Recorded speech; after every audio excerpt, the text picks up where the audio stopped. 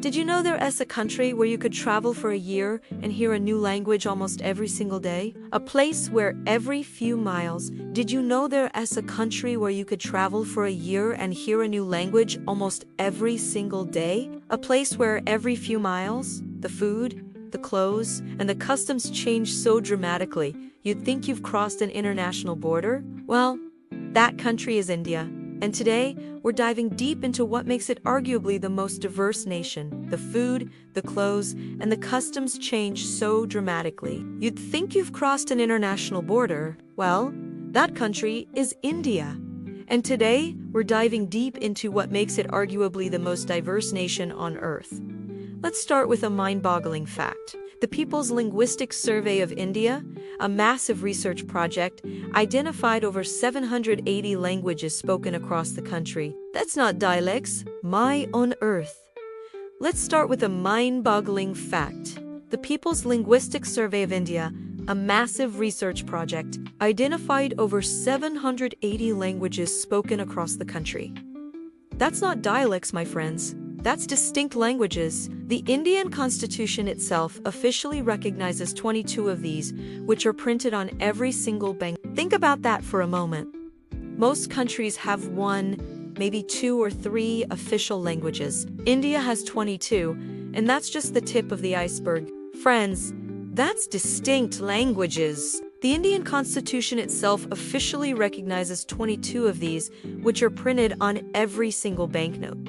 Think about that for a moment. Most countries have one, maybe two or three official languages. India has 22, and that's just the tip of the iceberg. Imagine you're in the northern state of Punjab. You'll be greeted with a hearty Sat Sri Akal, and the air will be filled with the energetic beats of Bhangra music. The fields are golden with wheat, and the aroma of tandoori, chicken, and buttery naan bread is everywhere. People are you're in the northern state of Punjab. You'll be greeted with a hearty Sat Sri Akal, and the air will be filled with the energetic beats of Bhangra music. The fields are golden with wheat, and the aroma of tandoori chicken and buttery naan bread is everywhere. People are vibrant, wearing colorful turbans and flowing patiala suits. Life here is loud, proud, and full of flavor. Now, let's teleport thousands of kilometers south to the coastal state of Kerala. Here, the greeting changes to Namaskar. Instead of wheat fields, you're surrounded by lush, vibrant, wearing colorful turbans and flowing patiala suits. Life here is loud,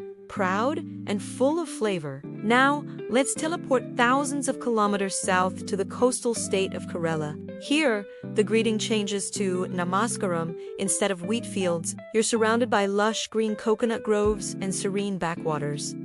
The music is the classical and graceful Mohiniyattam dance. The food is a symphony of coconut, rice, and spices, served on a fresh banana leaf. People wear elegant white and gold mundu veshti. The pace of life is calmer, more tranquil like the green coconut groves and serene backwaters. The music is the classical and graceful Mohiniyattam dance. The food is a symphony of coconut, rice, and spices, served on a fresh banana leaf. People wear elegant white and gold mundu veshti. The pace of life is calmer, more tranquil like the gentle backwaters themselves. That's just 2 states. India has 28 states and 8 union territories, and each one is a unique world of its own. It's like having dozens of different countries packed into one, from the snowy peaks of the Himalayas in the north, home to Tibetan, gentle backwaters themselves. That's just 2 states. India has 28 states and 8 union territories,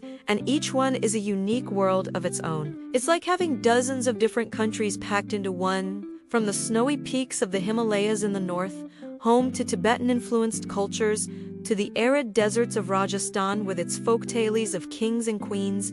Every region tells a different story. This diversity isn't just about language and geography. It's woven into the very fabric of Indian society. Take festivals, for example. While Diwali, the Festival of Lights, is celebrated in nationwide influenced cultures, to the arid deserts of Rajasthan, with its folktales of kings and queens, every region tells a different story. This diversity isn't just about language and geography. It's woven into the very fabric of Indian society. Take festivals, for example. While Diwali, the Festival of Lights, is celebrated nationwide, The way it's celebrated changes everywhere. In the north, it's about spectacular fireworks and exchanging sweets. In the south, it's more about oil baths and a special dish called Naraka Chaturdashi. Then you have Holi, the festival of colors, the massive Kumbh Mela pilgrimage.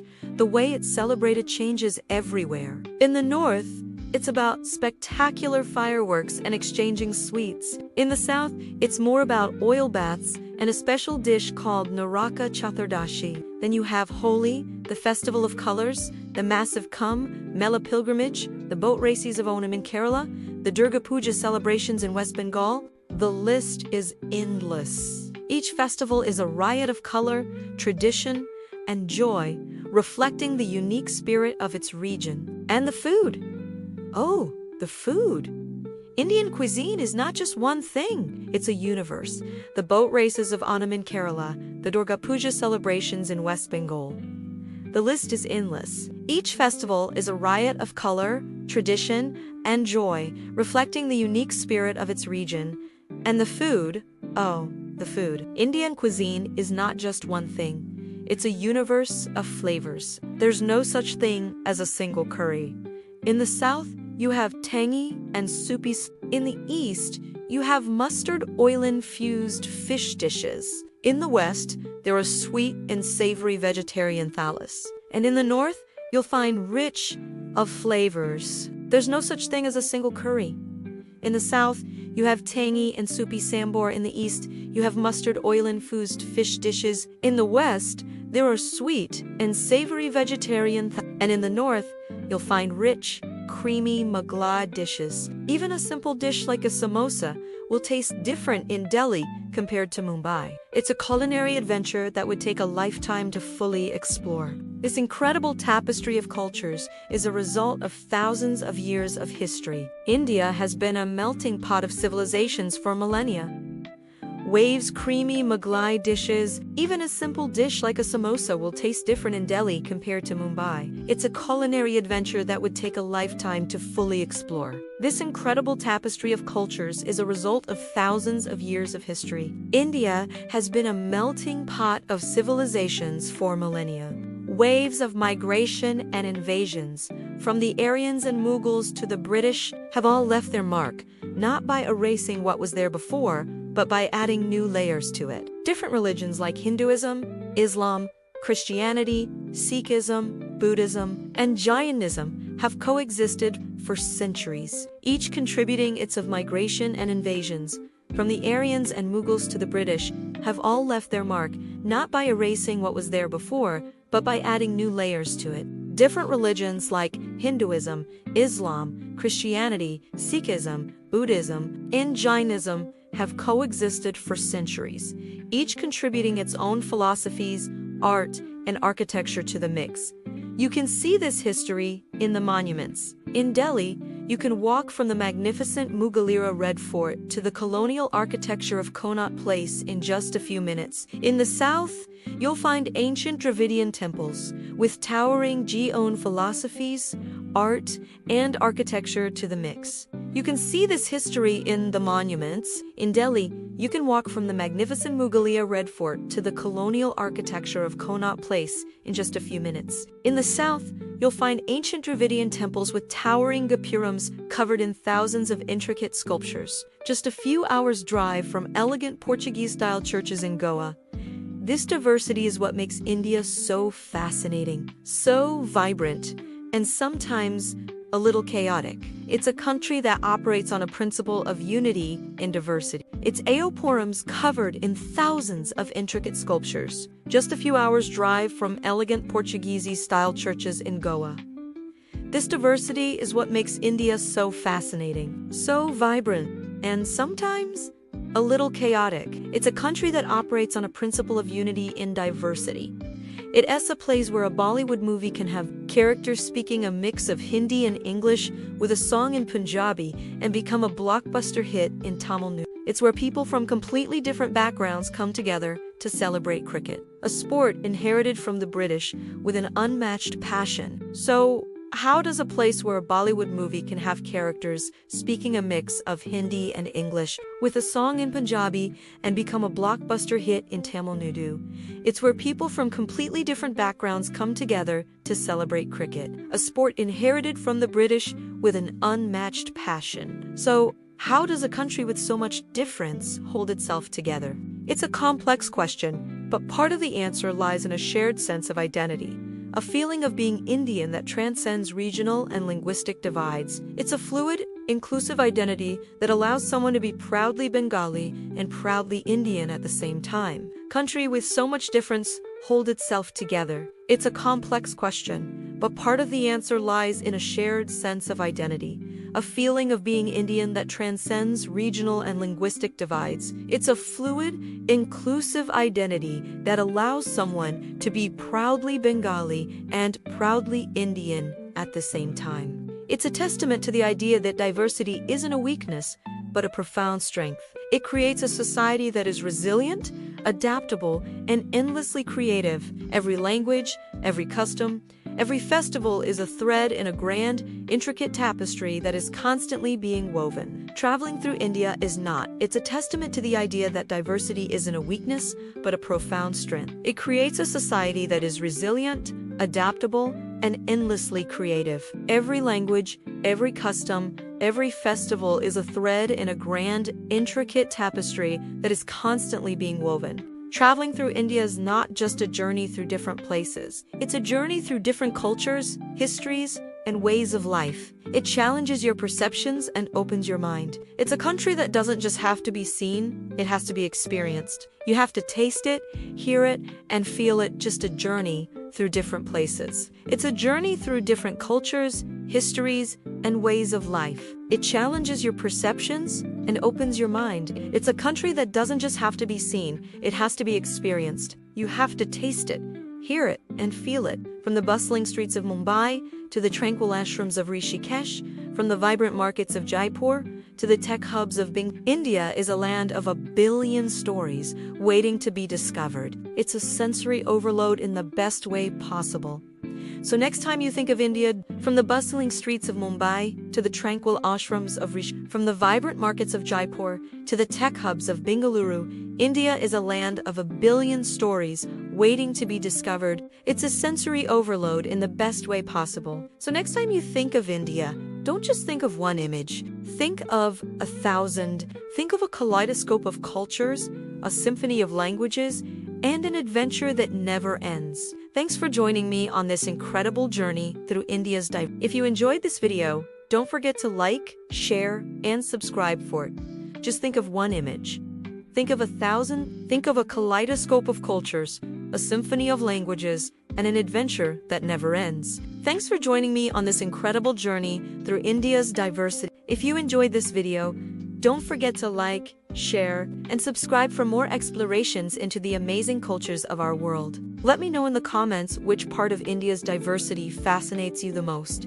See you next time. More explorations into the amazing cultures of our world. Let me know in the comments which part of India's diversity fascinates you the most. See you next time.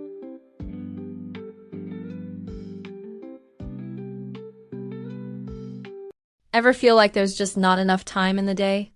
Or maybe you've had that confusing moment trying to schedule a call with someone halfway across the world.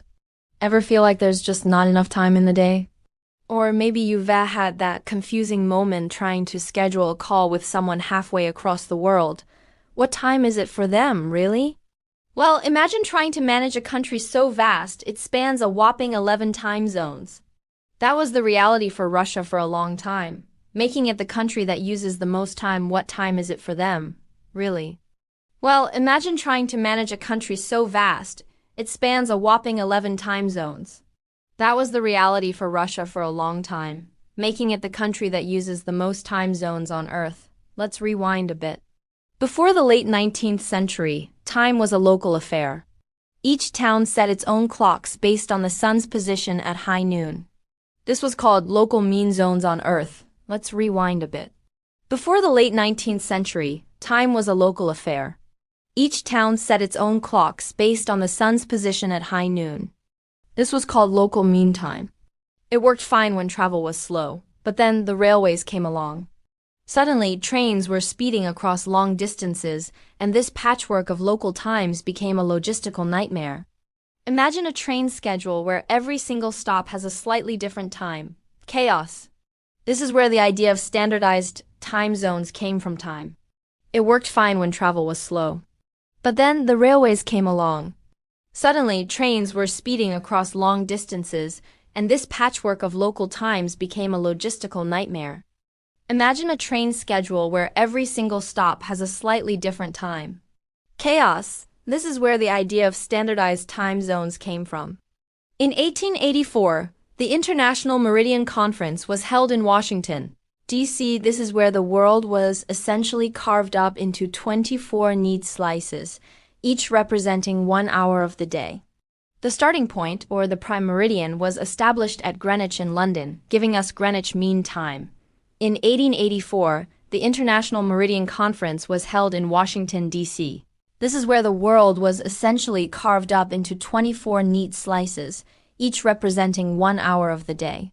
The starting point, or the prime meridian, was established at Greenwich in London, giving us Greenwich Mean Time, or GMT. From there, time zones were set as hours ahead or behind GMT. It was a revolutionary idea that brought order to a chaotic world. Now, let's get back to Russia. Why so many time zones? Just look at a map. Russia is absolutely massive. It stretches from its borders, or GMT. From there, time zones were set as hours ahead or behind GMT. It was a revolutionary idea that brought order to a chaotic world. Now, let's get back to Russia. Why so many time zones? Just look at a map. Russia is absolutely massive. It stretches from its borders with Eastern Europe all the way across Asia to the Pacific Ocean. When people in Kaliningrad, on the Baltic Sea, are just starting their workday at 9 a.m., folks in Kamchatka, near Alaska, are already winding down their day at 6 p.m. It's the same country, but they're with Eastern Europe all the way across Asia to the Pacific Ocean. When people in Kaliningrad, on the Baltic Sea, are just starting their workday at 9 a.m., folks in Kamchatka, near Alaska, are already winding down their day at 6 p.m. It's the same country, but their clocks are 9 hours apart. This incredible span has some really interesting consequences. For one, New Year's Eve in Russia is a marathon. The country starts celebrating the new year in its easternmost regions, and the party essentially rolls westward, hour by hour. By the time Moscow pops the champagne, people in the clocks are 9 hours apart. This incredible span has some really interesting consequences. For one, New Year's Eve in Russia is a marathon. The country starts celebrating the new year in its easternmost regions, and the party essentially rolls westward, hour by hour. By the time Moscow pops the champagne, people in the Far East have been in the new year for hours. It's like a nationwide 9-hour-long New Year's wave. Managing a country this wide is a huge challenge. Think about national television broadcasts. Do you air a show at 8 p.m. Moscow time? If you do, people in the Far East have been in the new year for hours. It's like a nationwide 9-hour-long New Year's wave. Managing a country this wide is a huge challenge. Think about national television broadcasts. Do you air a show at 8 p.m. Moscow time? If you do, people in the East will be watching it in the middle of the night, while those in the West are just getting home from work. To solve this, Russia has what are called orbita systems, which broadcast programs on a time-shifted basis to different regions. Politics and time zones are also surprisingly intertwined. For the East will be watching it in the middle of the night, while those in the West are just getting home from work. To solve this, Russia has what are called orbita systems, which broadcast programs on a time-shifted basis to different regions. Politics and time zones are also surprisingly intertwined. For a while, Russia tried to simplify things. In 2011, then-President Dmitry Medvedev made a bold move. He cut the number of time zones from 11 down to 9 and also abolished the annual switch to daylight saving time. The idea was to improve business communication and make life a little less complicated.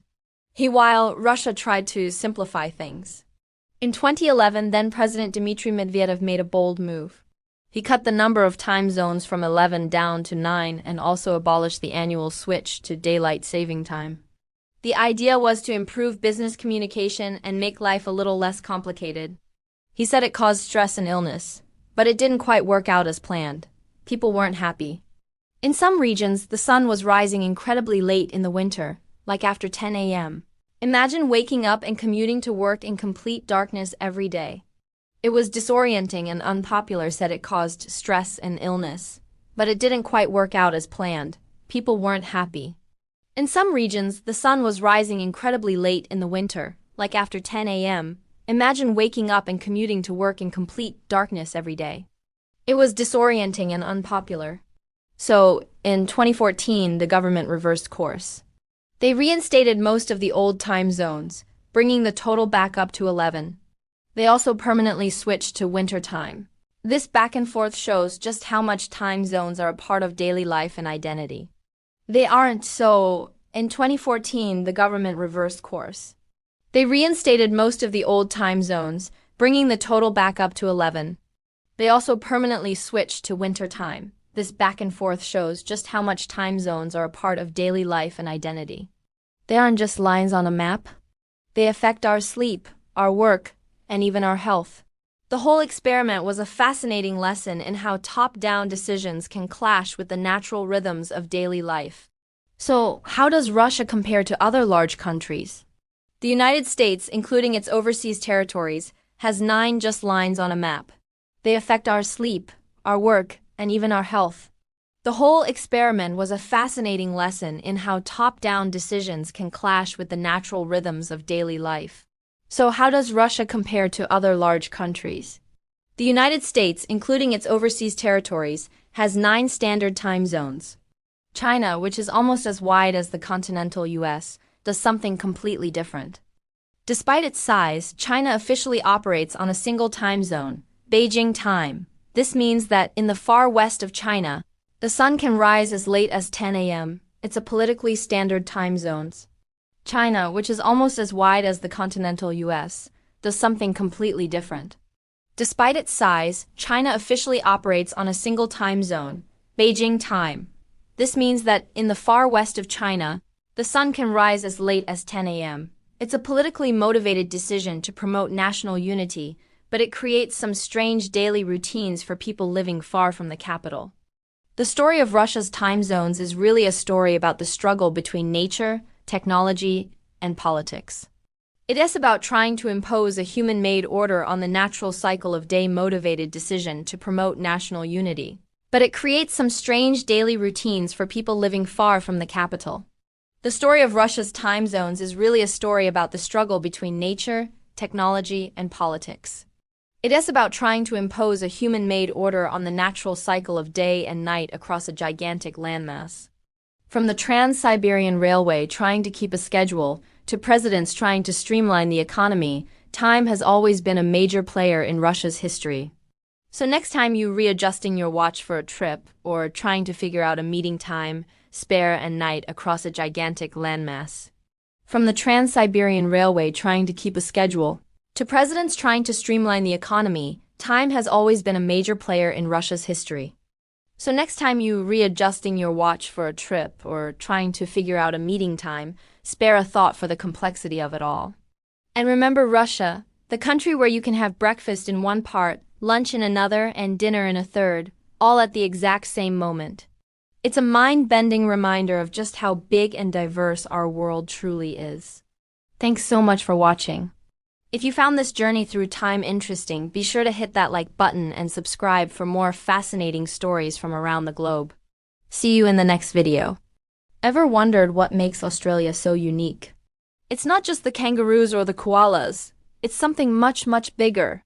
In fact, it ever wondered what makes Australia so unique? It's not just the kangaroos or the koalas. It's something much, much bigger. In fact, it's a geographic marvel. Australia holds the incredible distinction of being the only country in the world that is also an entire continent. That's right, one landmass, one nation. Let's break that down. A continent is as huge as a geographic marvel. Australia holds the incredible distinction of being the only country in the world that is also an entire continent. That's right, one landmass, one nation. Let's break that down. A continent is a huge, continuous expanse of land. We have Africa, Asia, Europe, North and South America, and Antarctica. And then there's Australia. But unlike the others, which are home to multiple countries, the continent of Australia is occupied by just one single continuous expanse of land. We have Africa, Asia, Europe, North and South America, and Antarctica. And then there's Australia. But unlike the others, which are home to multiple countries, the continent of Australia is occupied by just one single nation, the Commonwealth of Australia. This is a title no other country on Earth can claim. So how did this happen? It all goes back to geology and history. Millions of years ago, Australia was part of the supercontinent Gondwana. Over eons, it drifted apart, becoming the isolated island continent we know today nation, the Commonwealth of Australia. This is a title no other country on Earth can claim. So how did this happen? It all goes back to geology and history. Millions of years ago, Australia was part of the supercontinent Gondwana. Over eons, it drifted apart, becoming the isolated island continent we know today. This isolation is key. It allowed for the evolution of its famously unique flora and fauna, like marsupials, that you won't find anywhere else. When European settlers arrived, they eventually federated the separate colonies into a single nation in 1901. Instead of carving up the continent into, this isolation is key. It allowed for the evolution of its famously unique flora and fauna, like marsupials, that you won't find anywhere else. When European settlers arrived, they eventually federated the separate colonies into a single nation in 1901. Instead of carving up the continent into smaller countries, like what happened in Europe or Africa, the vast and often harsh interior of Australia, along with a shared British colonial history, encouraged the formation of a unified country. This concept can sometimes get a little confusing with terms like Oceania. Oceania is a broader geographic region that includes Australia, New Zealand, smaller countries like what happened in Europe or Africa, the vast and often harsh interior of Australia, along with a shared British colonial history, encouraged the formation of a unified country. This concept can sometimes get a little confusing with terms like Oceania. Oceania is a broader geographic region that includes Australia, New Zealand, Papua New Guinea, and thousands of other islands in the Pacific. So while Australia is the main landmass in Oceania, the continent itself is just the country of Australia. Think about the scale of it. Australia is the world's sixth largest country by total area. It stretches almost 4,000 Papua New Guinea and thousands of other islands in the Pacific. So while Australia is the main landmass in Oceania, the continent itself is just the country of Australia. Think about the scale of it. Australia is the world's sixth largest country by total area. It stretches almost 4,000 kilometers from east to west and about 3,700 kilometers from north to south. It's a land of incredible contrasts, from lush tropical rainforests in the north to the vast, arid outback in the center, and bustling modern cities along its coasts. Being an island continent has shaped everything about Australia. It kilometers from east to west and about 3,700 kilometers from north to south. It's a land of incredible contrasts, from lush tropical rainforests in the north to the vast, arid outback in the center, and bustling modern cities along its coasts. Being an island continent has shaped everything about Australia. It has a massive coastline, over 34,000 kilometers long, dotted with thousands of beaches. This has fostered a deep-rooted beach culture and a love for the ocean. It has also acted as a natural barrier, protecting its unique ecosystems but also presenting challenges for trade and travel throughout its history. It has a massive coastline, over 34,000 kilometers long, dotted with thousands of beaches. This has fostered a deep-rooted beach culture and a love for the ocean. It has also acted as a natural barrier, protecting its unique ecosystems but also presenting challenges for trade and travel throughout its history. The country's governance is also fascinating. It's a federal parliamentary constitutional monarchy. The vastness of the continent is managed through a system of 6 states and 2 major mainland territories, each with its own government, but all united under the federal government. This structure helps manage the diverse needs of a population spread across such country's governance is also fascinating. It's a federal parliamentary constitutional monarchy. The vastness of the continent is managed through a system of 6 states and 2 major mainland territories, each with its own government, but all united under the federal government. This structure helps manage the diverse needs of a population spread across such an enormous area. From its ancient indigenous history, stretching back over 65,000 years, to its modern multicultural society, Australia's identity is deeply intertwined with its geography. The sheer size and isolation of the continent have forged a spirit of resilience, innovation, and a laid-back attitude that an enormous area. From its ancient indigenous history, stretching back over 65,000 years, to its modern multicultural society, Australia's identity is deeply intertwined with its geography. The sheer size and isolation of the continent have forged a spirit of resilience, innovation, and a laid-back attitude that's recognized worldwide. Next time you look at a world map, take a moment to appreciate Australia. It's not just another country. It's an entire continent unto itself, a world of its own, full of wonders waiting to be explored. It's a place where a nation's borders is recognized worldwide. Next time you look at a world map, take a moment to appreciate Australia. It's not just another country. It's an entire continent unto itself, a world of its own, full of wonders waiting to be explored. It's a place where a nation's borders are the same as a continent's coastline. How cool is that? So there you have it. The simple fact that Australia is the only country continent makes it one of the most special places on our planet. It's a testament to the incredible forces of nature and the unique path of human history, are the same as a continent's coastline. How cool is that? So there you have it. The simple fact that Australia is the only country continent makes it one of the most special places on our planet. It's a testament to the incredible forces of nature and the unique path of human history. Thanks so much for watching and learning with me today. If you found this fascinating, don't forget to hit that like button, subscribe to the channel, and ring the bell so you won't miss our next adventure into the amazing facts that shape our world. See you in the next video. Thanks so much for watching and learning with me today. If you found this fascinating, don't forget to hit that like button, subscribe to the channel, and ring the bell so you won't miss our next adventure into the amazing facts that shape our world. See you in the next video. Have you ever wondered what it is like to live in a place where ancient traditions blend seamlessly with modern life? That's Japan for you, a country where every day is a cultural experience. Let us dive deep into the heart of Japan to explore the cultural practices that shape daily life and bring communities closer together. From the way people greet each other to the festivals that light up the seasons, there's so much to uncover. So grab your tea, get comfortable, and let's journey to the land of the rising sun. Let's start with something you'll notice the moment you arrive: bowing. In Japan, bowing, or ogiji, isn't just a simple gesture. It's a profound form of communication. The depth of the bow, its duration, and the angle all convey different levels of respect, gratitude, or apology. A slight nod of the head is a casual greeting between friends. A deeper 45-degree bow is for showing sincere respect or a heartfelt apology. It's ingrained in the culture from a young age. You'll see it everywhere. Shopkeepers bowing to customers, colleagues bowing to each other, and even train conductors bowing to the entire carriage. This simple act fosters a constant sense of mutual respect and harmony in public spaces. It's a physical reminder that everyone is part of a larger society, and their actions affect one another. Now, let's talk about something incredibly important in Japan: cleanliness. Shintoism, one of Japan's major religions, places a strong emphasis on purity, and this belief has trickled down into everyday life.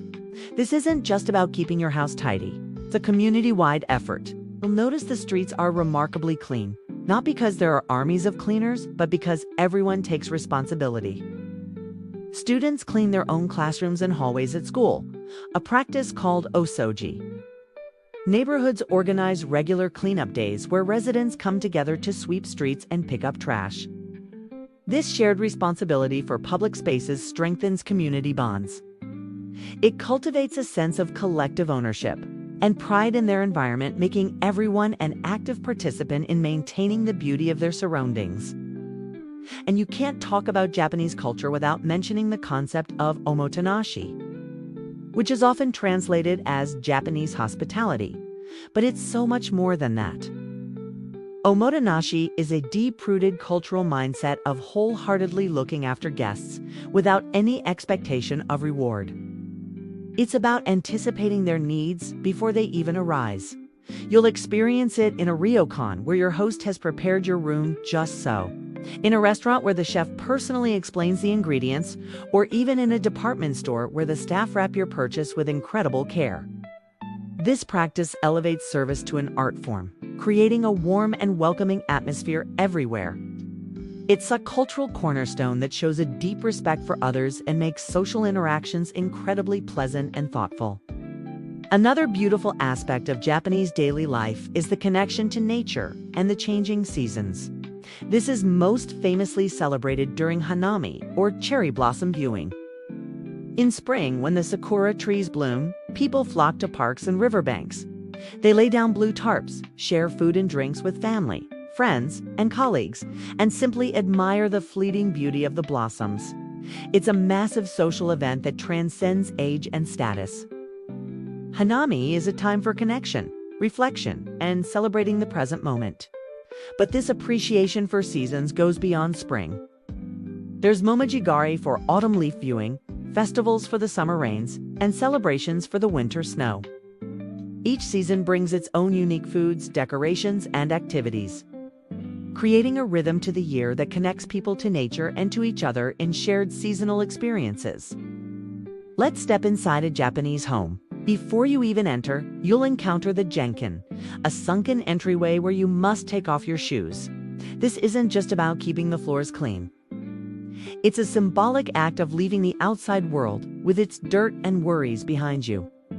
You switch to indoor slippers, creating a clear boundary between the public and private, the outside and the inside. This practice is observed not only in homes but also in many traditional restaurants, temples, and even some schools and offices.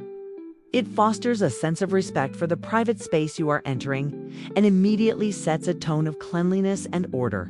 It's a small ritual that has a big impact on the mindset and atmosphere of a space. Now, think about community on a neighborhood level. In Japan, this is often managed through chanaikai, or neighborhood associations. These are voluntary groups that organize local events, safety patrols, and disaster preparedness drills. They are the backbone of community life. They run the summer matsuri, or festivals, with food stalls, traditional games, and parades that bring everyone together. They also manage recycling schedules and maintain local community centers. Being part of a chanaikai means being an active member of your local area. It creates a strong support network where neighbors know each other and look out for one another. In an era where many people feel isolated, these associations are vital for fostering a true sense of belonging and mutual support. Another fascinating concept is motenai, a term that roughly means, "What a waste." It reflects a deep-seated cultural value of treasuring resources and not being wasteful. This isn't just about recycling your plastic bottles.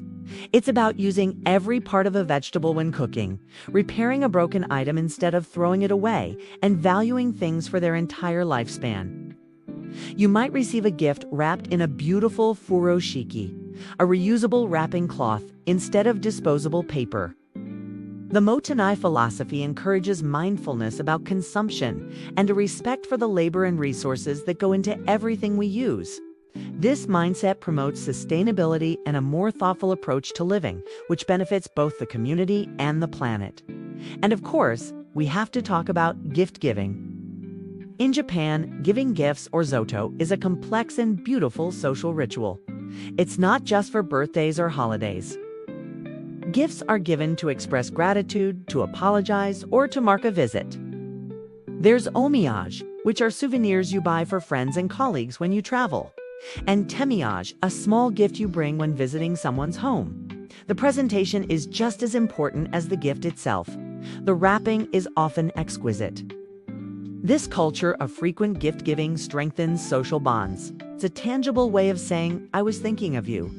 It maintains relationships and reinforces connections within the community. turning a simple object into a meaningful symbol of care and respect. Let's also touch upon the importance of group harmony, known as wa. This is a central value in Japanese society. The emphasis is often on the needs of the group rather than the individual. This plays out in decision-making, where consensus is highly valued. The goal is to ensure everyone feels included and agrees with the path forward. This can sometimes mean discussions take longer, but the outcome is a decision that everyone supports. In daily life, this translates to being considerate of others, avoiding direct confrontation, and working together for the common good. While it has its complexities, the principle of wa is a major reason why Japanese society functions so smoothly and cohesively. It's the invisible thread that ties the community together. From the simple act of bowing to the community-wide celebration of cherry blossoms, Japanese cultural practices are deeply woven into the fabric of daily life. They are more than just traditions.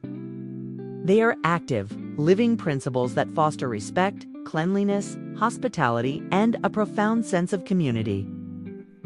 They create a society where people are constantly aware of their connection to others and to the world around them. These practices remind us that the small things we do every day can have a huge impact on building a better, more harmonious community. What do you think? Are there any practices you wish were more common where you live? Let me know in the comments below. Have you ever wondered what it is like to live in a world where ancient samurai codes exist alongside futuristic robots? Where you can meditate in a 1,000-year-old temple in the morning and ride a 300-mile-per-hour bullet train in the afternoon. This isn't a science fiction movie. This is everyday life in Japan. It's a country that masters the art of living in two eras at once, a mesmerizing blend of past and future.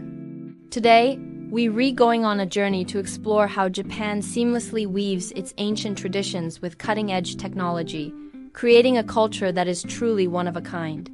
Let's start our journey in Kyoto, the heart of traditional Japan. As you wander through the Gion district, you might be lucky enough to spot a geisha, a living embodiment of ancient arts and elegance, gracefully making her way to an appointment. Her intricate kimono, a garment with centuries of history, is a masterpiece of craftsmanship. Just a few streets away, you'll find Zen gardens, like the famous Ryoanji, where meticulously raked gravel and strategically placed rocks have inspired meditation and mindfulness for over 500 years.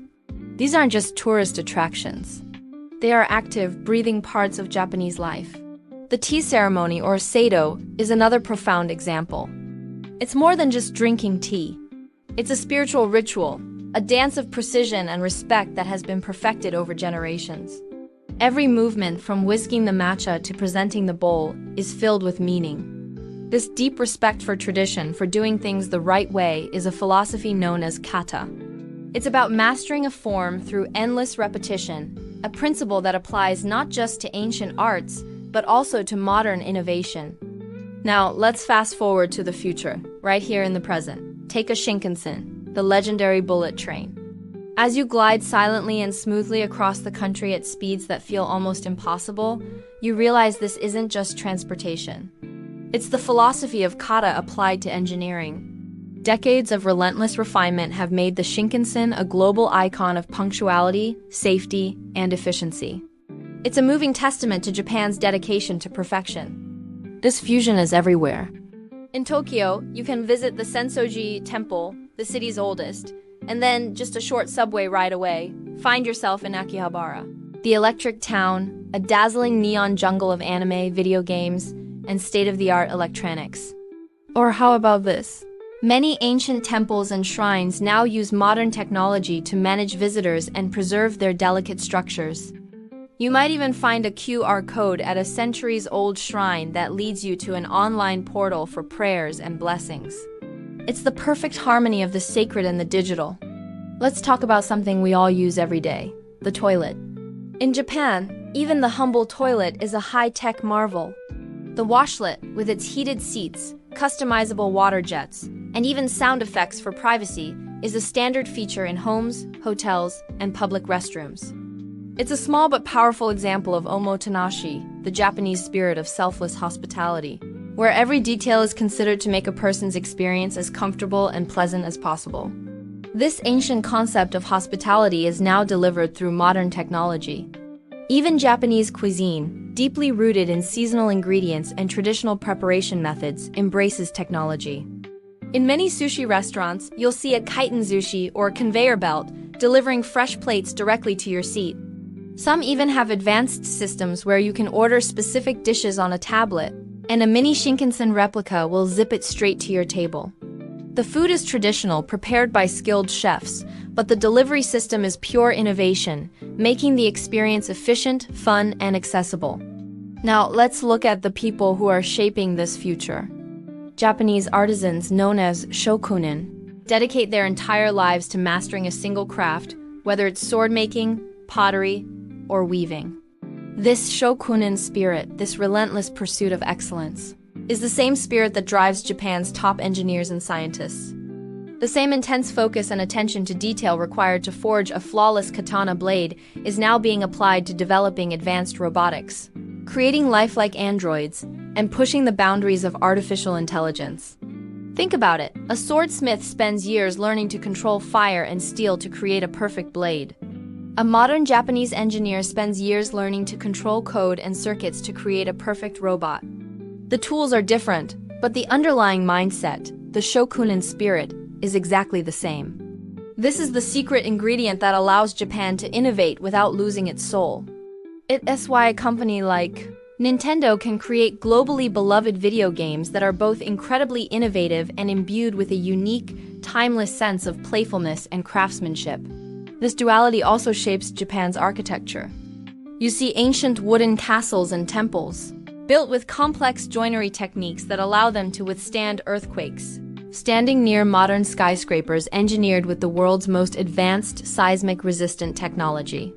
Both are solutions to the same problem, born from the same environment, but separated by centuries of technological evolution. Architect Kengo Kuma is a master of this, often using traditional materials like wood and paper and revolutionary, modern designs, creating buildings that feel both ancient and futuristic at the same time. So, how does this affect daily life? Well, you might start your day with a traditional breakfast of rice, miso soup, and grilled fish. Then commute to work in a fully automated driverless train. You could use your smartphone loaded with advanced apps to pay for your lunch at a tiny family-run ramen shop that has been using the same noodle recipe for 100 years. You can buy a handmade fan from a third-generation artisan and, in the next shop, purchase a personal robot assistant. It's a constant fluid dance between the old and the new. This beautiful paradox is what makes Japan so endlessly fascinating. It's a country that honors its ancestors while boldly embracing the future. It understands that tradition is not about being stuck in the past. It's about having a strong foundation from which to leap forward. Technology isn't seen as a cold, disruptive force, but as a tool to enhance life, to practice omotenashi on a wider scale, and to continue the shokunin pursuit of perfection. From the silent grace of a tea ceremony to the silent speed of a bullet train, Japan teaches us that progress doesn't have to mean forgetting where you came from. The future can be built not on the ruins of the past, but on its shoulders. It's a living, breathing blueprint for a future where technology serves humanity and where ancient wisdom continues to light the way. What do you think is the most fascinating example of Japan's blend of old and new? Let me know down in the comments. I'd love to hear your thoughts.